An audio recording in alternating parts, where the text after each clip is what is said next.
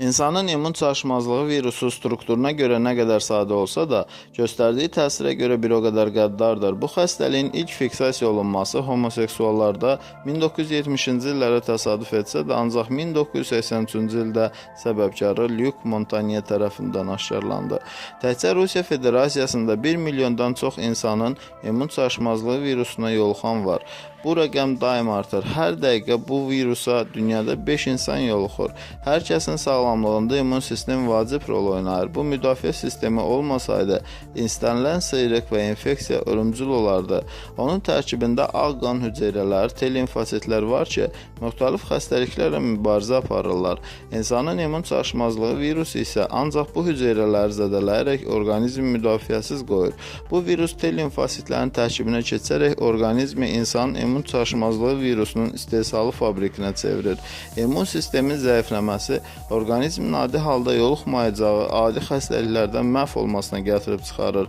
İnsanın immun çaşmazlığı virus infeksiyasının son mərhələsi isə qazanılmış immun defisiti sindromu adlanır. Yoluxma yolundan biri təsadüfi, hətta prezervativlərdən istifadə edilərək olan cinsi əlaqələrdir. Sosial şəbəkələr, ictimai əyləncələr milyonlarla insanı birləşdirir. Yeni cinsi partnyor tapmaq, onu zahirən görmək və ya bəyənmək təbii ki, onun sağlamlığı haqqında hər şeyi bilməyə imkan vermir. İnsanın immun çaşmazlığı virus infeksiyası olan insan da zahirən tam sağlam görünə bilər. Çox zaman yeni tanışlığın cinsi düzənlərə qədər inkişaf etdirilməsinə yaxın dostların, ətrafın, tanışların bu səpkidə uğurları sövq edir.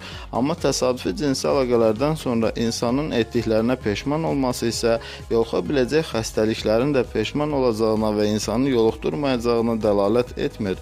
Rəsmi rəqəmlərə görə insanın immun çaşmazlığı virus infeksiyası 80% halda cinsi əlaqədən yoluxur. Digər yoluxma yolu isə narkomaniya fonunda eyni şprisdən bir neçə şəxsin istifadəsidir.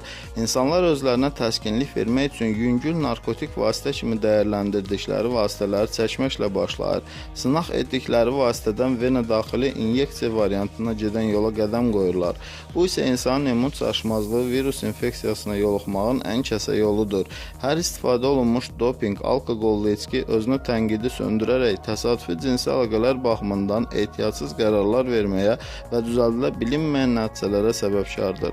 Digər yoluxma yolu prezervativsiz cinsi əlaqələrdir.